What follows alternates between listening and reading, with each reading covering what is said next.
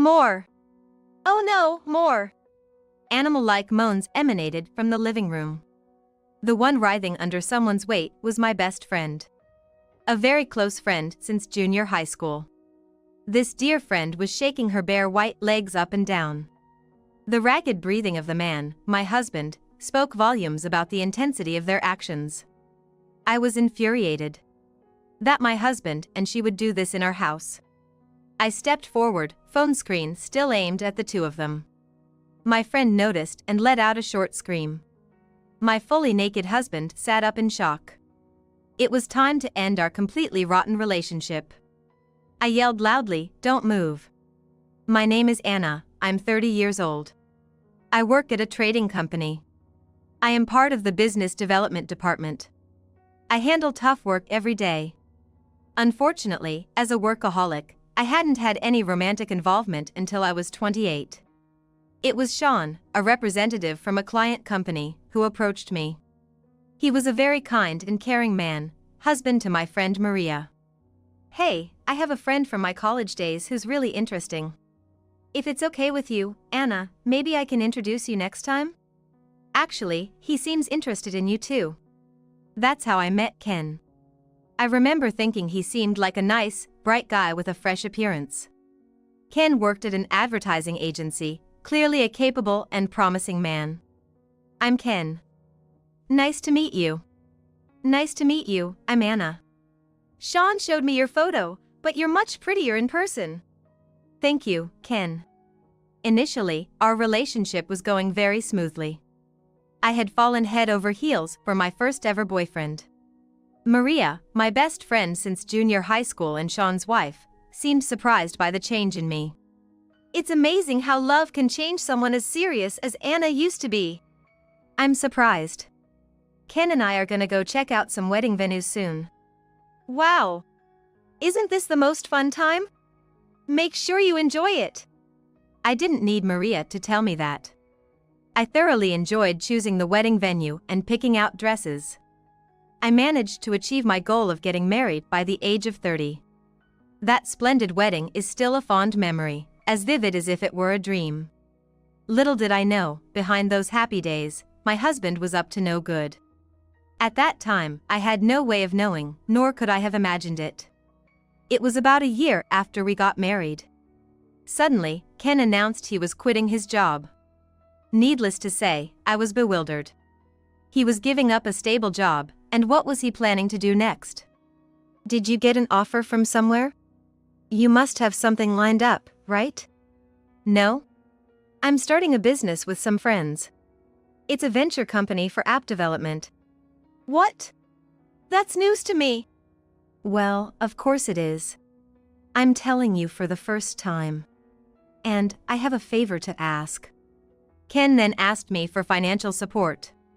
He wanted to borrow about $40,000 from my savings. Apparently, the funds he and his friends had were not enough. If he needed money to start a business, there were plenty of ways to get it. He could apply for loans. I was going to refuse, saying just that, but then Ken asked me again. Please, Anna. I'm trying to raise funds in other ways too, but it's tough getting enough. That's why I'm asking you, knowing it's a lot to ask. But we need to save too. We might have kids someday, and we need to prepare for retirement starting now. Of course I understand. I'll pay it back as soon as the business takes off. So please. After he repeatedly bowed his head, I finally gave in. I lent my husband $40,000. A significant chunk of our savings was gone. But supporting his venture seemed like a duty as his partner. At the time, I even thought it was a noble thing to do. Still, why did he suddenly decide to start a business? Who came up with the idea? Who's in charge of the business? What exactly will they do in app development? When will the organization be structured, and what kind of app will they develop? I asked my husband to tell me as many specifics as possible. I really should have checked before lending the money, but can you tell me the details anyway? You have a business plan, right? Even tax filing documents would do. No, I don't have those documents. One of my partners manages all that. Then talk to that person. I am an investor, after all, right? I think I have the right to know the details about Ken and his partner's business, don't I? Yeah, you're right. I'll get the documents next time. However, the next time Ken mentioned never seemed to come. No matter how long I waited, I couldn't get the documents. It was always just a matter of waiting a little longer. After being put off over and over, I pressed him and Ken snapped. I have my own circumstances. You can't just expect me to bring out confidential information so easily. Just trust me and wait for the results. Got it. I'm sorry. I didn't mean to make you angry. Being yelled at by Ken, who is older, honestly scared me. In the end, I was never able to see the documents. Raising his voice could intimidate me. He knew it. After that, Ken gradually began to take a more arrogant attitude towards me. At home, he would call me hey and snap at me if something didn't please him. His spending became more extravagant. There were times he would demand more money, saying it was for business discussions with his partners. Just talking about business, why do you need to spend money? Some discussions can't happen unless we're drinking. Or do you think it's okay for me, the only one in the group, to be broke? You want your husband to be embarrassed in public? Come on, no need to get so angry. Our business is definitely gonna produce great results. When it does, I'll pay you back 3 or 4 times the amount. So come on, hurry up and give it. I'm gonna be late for the meetup. That's what Ken rushed me with. Reluctantly, I lent him the money. I kept a record of how much and when I lent him money. That was about the only resistance I could muster at the time. Shadows were beginning to fall over what was supposed to be a smooth marriage. During the daytime on a weekend, I called Maria to a cafe to update her on the situation. When I told her that Ken had quit his job to start a business, Maria was astounded. Ken is quite ambitious, isn't he? I'm seeing him in a new light. Think of it as someone else's problem. The tough part is on me. I'm the one supporting the household alone. Well, don't get down about it, just keep supporting him. A husband can only take on new challenges because his wife is solidly keeping the home, right? And it's gonna be a successful business, isn't it? He says it's sure to succeed, but I really wonder. The conversation shifted to Maria's complaints. She was dissatisfied with Sean. Compared to Ken, Sean seemed uninteresting. He's too stiff, just not fun. He should take on new challenges. That's why Ken, as a man, is much better. Really? I think Sean, who lives a stable life, is more admirable. Not at all. That's a guy who can't make it anywhere. Whenever I start something new, Sean is the first one to get in the way. It really gets on my nerves. Both of Maria's parents were school teachers. She was a top student who grew up in a very strict household. But once she left her parents' home, it seemed the backlash came out. Now, she was as wayward and unrestrained as you couldn't imagine from her student days. Just recently, Maria quit her job at an architectural office and started going to beauty school. She had been interested in the beauty industry for a while and was now getting a certification. Maybe she defended Ken because he, like her, was a challenger. Due to beauty school, Maria's clothes became flashier every time we met. Even though she shouldn't have any income right now. Poor Sean. I couldn't help but think about it. One day, after work, someone was waiting for me. It was Sean. He looked serious. He said he needed just 30 minutes of my time, so I joined him in a cafe. I need to keep this a secret, but Sean sighed deeply. You know Maria started going to beauty school, right? Yeah, I heard. Didn't she say something about graduating soon? It turns out she's hardly been attending at all. What? Then what has she been doing all this time? Sean sighed again. Apparently, Maria has been hanging out instead of going to school. He was sure because he had hired a private investigator to look into it. Using a private investigator. Sean must be really troubled. I didn't want to think about what Maria might be doing instead of going to school, but I just had to know, so I hired a detective. And then Sean placed a photo face down in front of me. He told me to look at it. I gently picked up the photo and turned it over, freezing in shock at what I saw. The image was overwhelmingly shocking. It was taken by a private investigator. Sean's words seemed distant. What should I do next? I had no idea. I think the busy season and the stress had piled up. One day, I fell ill, which was rare for me. I felt feverish and had a headache. I just couldn't focus on work. And whatever I did, that incident kept crossing my mind. What should I do now? I sighed for what felt like the umpteenth time. Seeing my state, my boss kindly suggested I leave early. It's great to have such a wonderful boss. Grateful for the offer, I decided to head home. The source of my current distress was none other than my husband, Ken. As a married couple, we need to talk things through. That's what the serious part of me believes. Yet, there's another part of me that's so angry it feels trivial. I want to confront him, pin him down, and forcefully uncover the truth while shouting at him. Both feelings are genuine.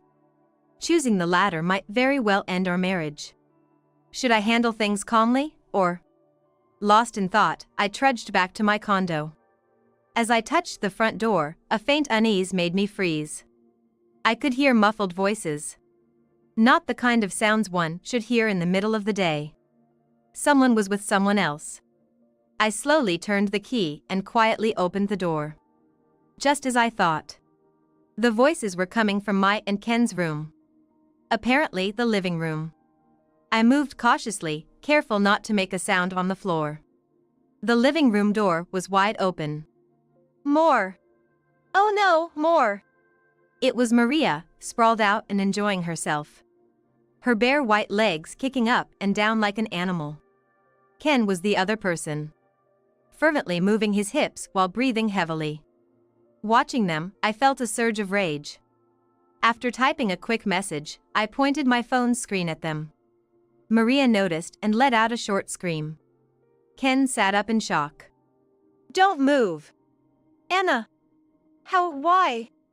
I'm on a video call. Maria, got anything to say? What? Oh. Sean. Maria turned pale. Understandably so. After all, my husband's face was on my phone's screen. I had just texted him and started the video call abruptly. The infidelity caught live had clearly shaken Sean. Maria, weren't you supposed to be at school today at this time? No, it's not like that. What do you mean it's not like that? Ken, don't you have anything to say? Sorry. What should I say? Both were at a loss for words. It's no surprise given the situation they were caught in. I ordered them to get dressed first. Being naked was just too unsightly. Disliking the stale air in the room, I opened all the doors and windows. Ken and Maria were now sitting down in front of me.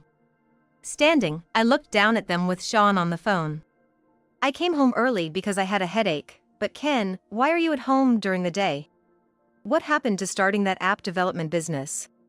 Did it fall through? No, it's not that. I just took the day off. Hey, Ken. Can you return the $40,000 I lent you by tomorrow? I can't trust you anymore. I can't leave my money with you. You get what I'm saying, right? Tomorrow. That's impossible, all of a sudden. Despite his business supposedly not even starting, Ken couldn't provide a reason why he couldn't repay. He mumbled a string of unclear excuses, a pathetic sight. Next, I turned my questioning gaze to Maria, who sat beside Ken, looking downhearted. Maria, what about you? Sean just asked you, right? What happened with school? Did you leave early like I did? If so, what's your reason? I might check with the school depending on your answer. Wait! I just didn't feel like going today. Mood? You decide whether or not to go to school based on your mood. Even though I'm paying your tuition? You think that kind of behavior is acceptable? Ken and Maria kept making excuses, thinking I knew nothing about it. I was so fed up. I felt foolish for ever considering forgiving them. I no longer wanted to hear any lies or evasions. I decided to settle everything right there and then. A few minutes later, Sean arrived at our place. Maria tried to approach him, apologizing.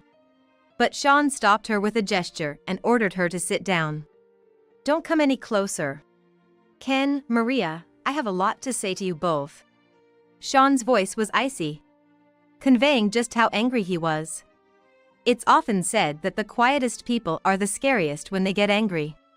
Ken and Maria seemed to think so too, as tension filled the air between them.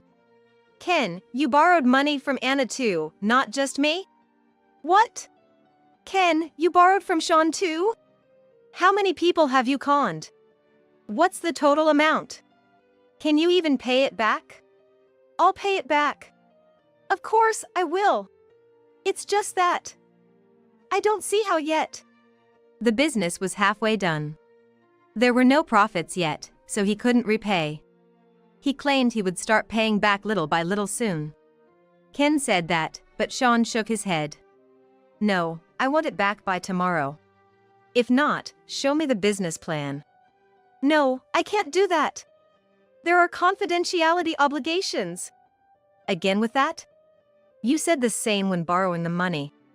Couldn't explain the details but assured me it would definitely be profitable. I trusted you and lent you the money." "Sorry. I just can't pay it right now." Sean sighed deeply. He glared at Maria, who straightened her back under his gaze. Sean stared at his unfaithful wife for a moment. "Maria, you owe me the tuition. Pay back everything." "What?" "But that was an investment for me," Sean said. "It was meant to be an investment. But what about you? Saying you're not in the mood to go to school and sleep with another man during the day, it's just the worst." "I'm sorry. I won't do it again." Maria looked down, seemingly repentant. However, Sean did not ease his pursuit. It seemed he was ready to let out everything he had been holding back. "Even if you apologize, I'm not planning to forgive you. Maria, I'll be taking back all the money you wasted with the card.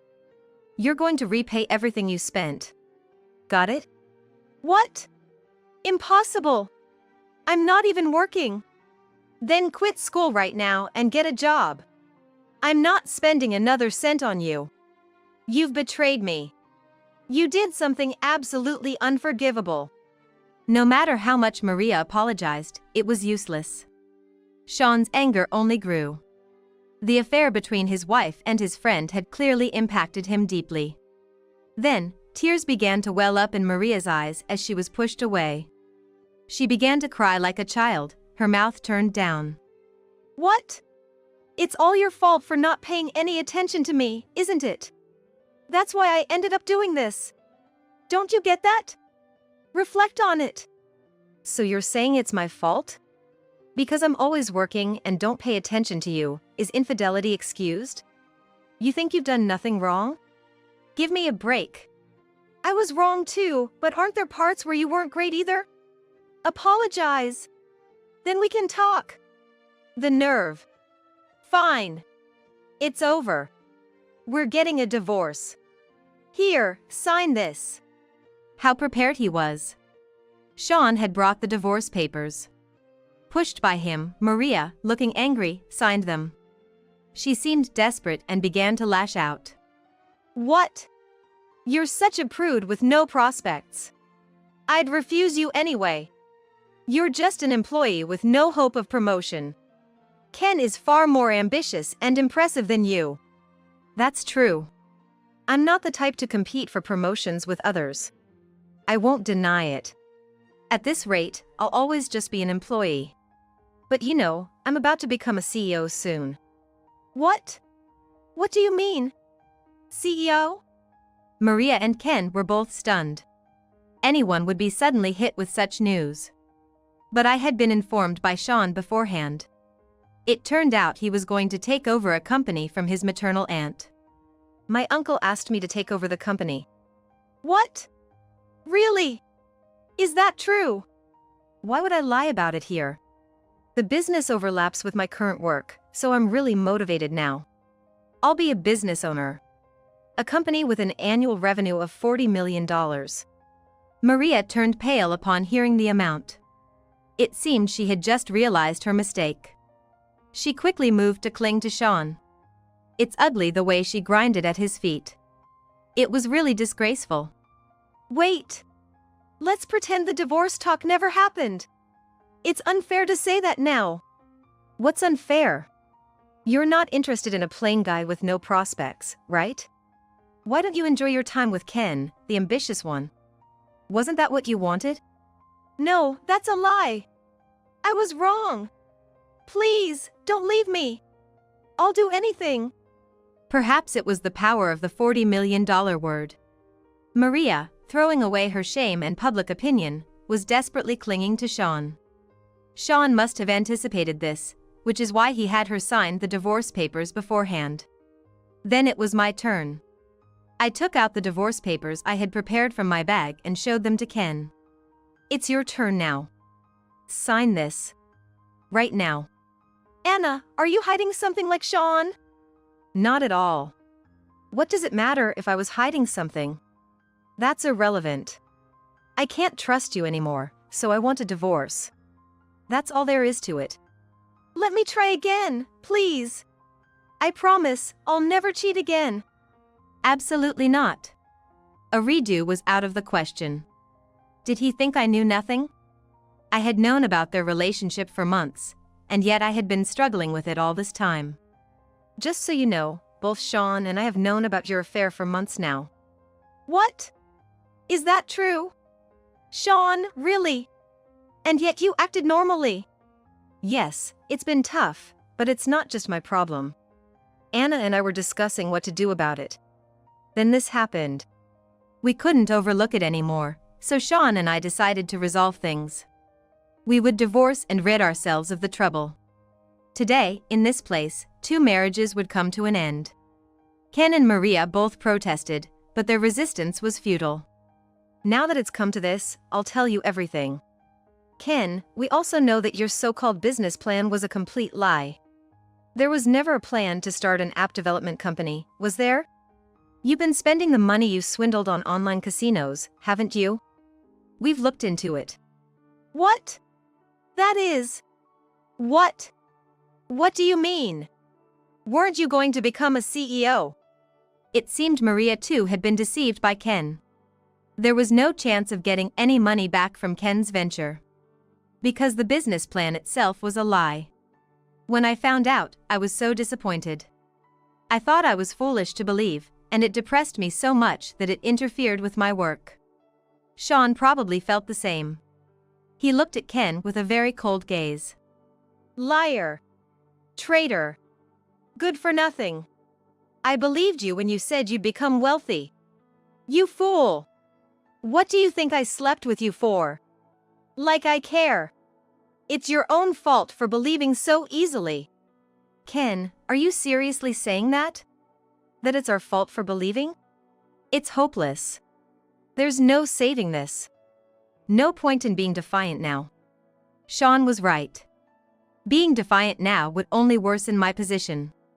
It seemed even Ken had realized that much. He straightened his posture and knelt down. I'm truly sorry for lying all this time. From now on, I'll change my ways and work honestly. I'll definitely repay the money I borrowed.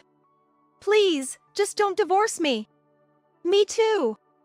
I'll change my ways too. Please, don't throw me away. The naivety of these two was astonishing. Thinking apologies would make everything okay. Ken and Maria didn't understand the extent of our anger. Sean and I looked at each other and sighed.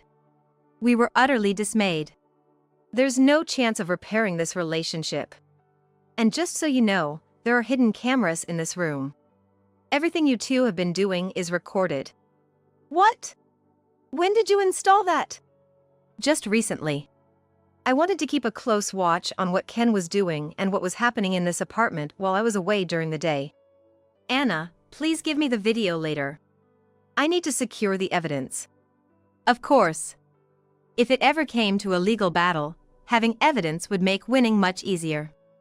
No matter how much Ken and Maria squirmed, they were utterly powerless against the video evidence. But the two already seemed resigned. They appeared to have lost the will to resist. I urged Ken to sign the divorce papers again. Just give up and sign the divorce papers. If you keep arguing, I'll send the video we took today to your father and mother. No! Please, not that! That would be terrible. Yes, it would be terrible. Your father and mother would be shocked to learn how you betrayed me like this. Ken was an only child, born late in his parents' lives. His parents were both in their mid-70s and living in a care facility. Imagine how they would react if they saw their son's infidelity. It could cause a stroke from the shock or worse if they fell and hit their heads. It was a bitter way to leverage, but the effect on Ken was immediate. He signed the divorce papers as I commanded. Well, I'll be leaving. I have things I want to do back home. Wait, I'll help. I'll do anything. I can be a housekeeper or whatever you need. Just please keep me by your side. No, that's not necessary. What I'm about to do is throw out all your belongings from the house. Take what you need.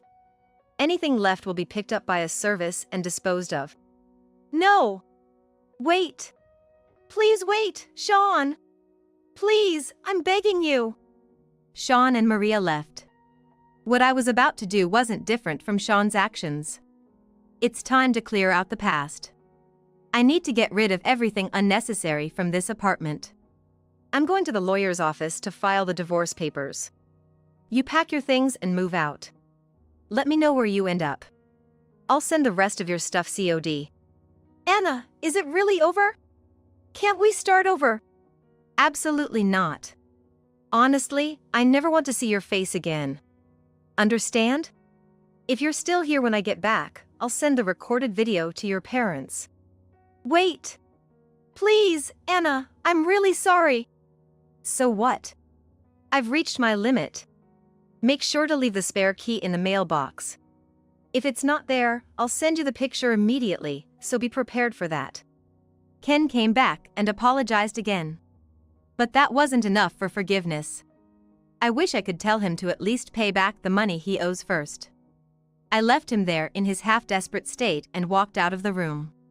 After submitting the divorce papers at City Hall, I killed some time at a cafe. I spent about an hour pondering my next steps before returning to the condo. Apparently, the thought of his parents seeing the video of his infidelity was too much for him. Ken was not in the room when I got back. Sean found out that Ken had borrowed money from 6 other people besides us. It seems he initially intended to start a business, but it failed and he gave up. One person had even invested $100,000. He was unscrupulous in trying to recover the money. Ken, who was hiding at a friend's house, was eventually found by men hired by the creditors. It's a ridiculous story, but when he was caught, Ken was penniless. Despite having collected nearly $300,000, he had squandered it all. Online casinos. It seems he gambled everything away, hoping for a big win next time. After that, Ken was forced to work under the surveillance of his creditors. He must live a restricted life until his debts are paid off. According to Sean, who keeps in touch with the creditors, Ken is now just skin and bones. He must work hard without being able to eat properly, right? He's become so skinny, you wouldn't recognize him. Well, he brought it upon himself, right? Yes. What about Maria? What happened to her after that? She was resisting a lot. Yeah, she resisted fiercely. But in the end, she reluctantly followed what I said. She's ended up living a wretched life, just like Ken.